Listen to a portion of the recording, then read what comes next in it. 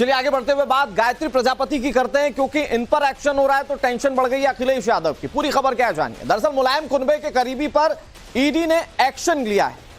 Samajwadi party के नेता गायत्री प्रजापति के ठिकानों पर छापेमारी की जा रही है। उत्तर प्रदेश से लेकर दिल्ली और मुंबई, कुल मिलाकर 13 ऐसे ठिकाने हैं जहां पर छापेमारी हो रही है। लखनऊ में ओमेक्स हाइट्स बिल्डिंग के दफ्तर में छापेमारी की जा रही है। लखनऊ के हैवलॉक इलाके में भी दफ्तर पर छापेमारी की जा रही है।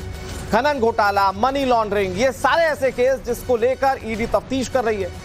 मुलायम सिंह यादव के बेहद करीबी माने जाते हैं। समाजवादी पार्टी सरकार में ये खनन मंत्री रह चुके हैं गायत्री प्रजापति, और कुछ सालों पहले तक याद कीजिए तो गायत्री प्रजापति पर कई आरोप लगे थे और उन आरोपों को लेकर उन पर अच्छा खासा बवाल भी हुआ था। लेकिन अभी इस वक्त जो कार्रवाई की जा रही है वो गंभीर मामलों में की जा रही है। इनके खिलाफ खनन घोटाला और मनी लॉन्ड्रिंग का केस है, उसी के लिए जांच जो है वो ईडी की टीम कर रही है। दिल्ली, मुंबई, लखनऊ, कुल मिलाकर 13 ऐसे ठिकाने हैं जो गायत्री प्रजापति के हैं और यहां पर ईडी की टीम इस वक्त एक्शन ले रही है।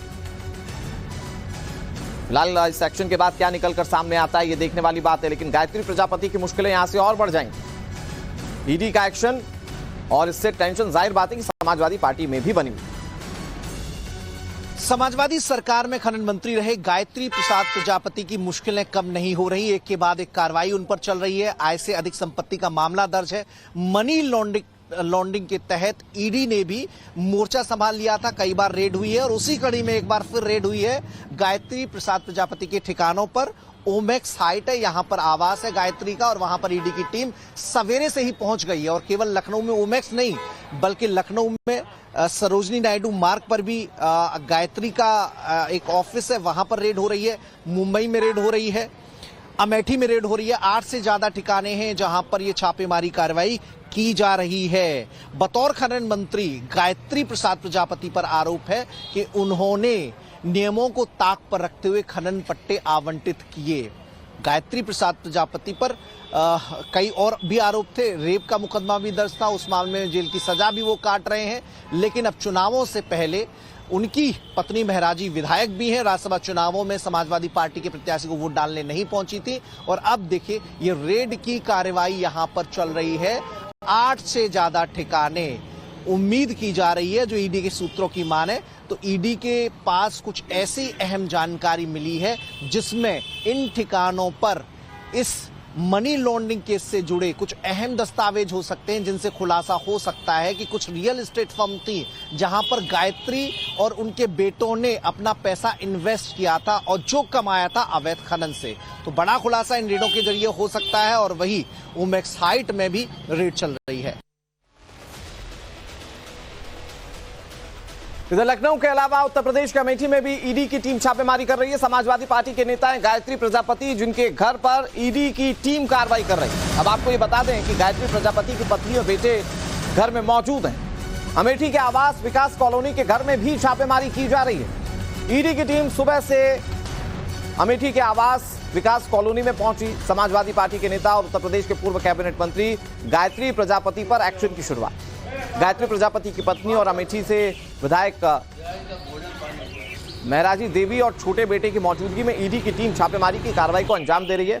मैं आपको पूरी जानकारी दूं, 16 जनवरी को ईडी की टीम कार्रवाई कर रही थी, तो उसमें इस बात की संलिप्तता पाई गई थी कि जो कुछ पैसे हैं गायत्री प्रजापति के, उनके बेटे के, वो कुछ रियल एस्टेट फॉर्म में लगाए गए हैं, और उसके बाद ईडी की टीम इस कार्रवाई को आगे बढ़ा रही है।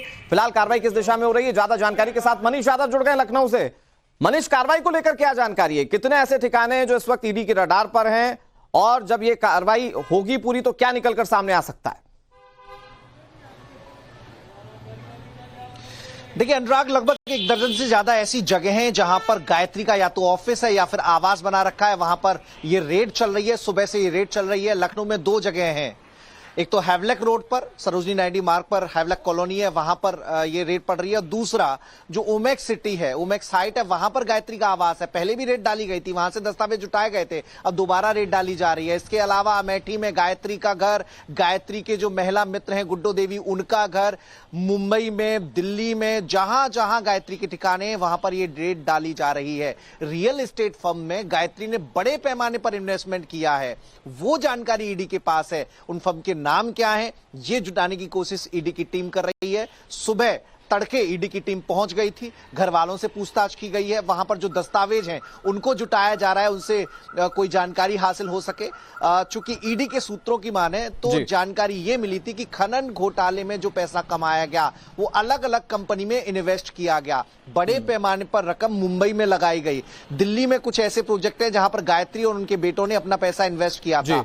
तो वो जानकारी निकालना बहुत जरूरी है कि कहां, और ईडी की टीम इसी दिशा में लगातार कार्रवाई कर रही है। आप फिलहाल क्या कार्रवाई में निकलकर सामने आता है इस पर बात करेंगे आपसे, लेकिन एक बड़ी खबर अपने दर्शकों को बताते थे। गायत्री प्रजापति के करीबियों पर भी ईडी का एक्शन जारी है। गायत्री प्रजापति की महिला मित्र गुड्डा देवी के घर पर भी छापेमारी चल रही है।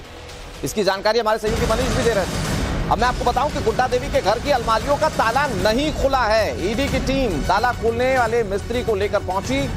गुड्डा देवी की घर की अलमारियों को खुलवाने के लिए ईडी अपने साथ यूसुफ अली नाम के एक मिस्त्री को लेकर गई। ईडी के सूत्रों के मुताबिक गुड्डा देवी के अलमारियों में गायत्री प्रजापति के भ्रष्टाचार के कई सबूत मिल सकते हैं।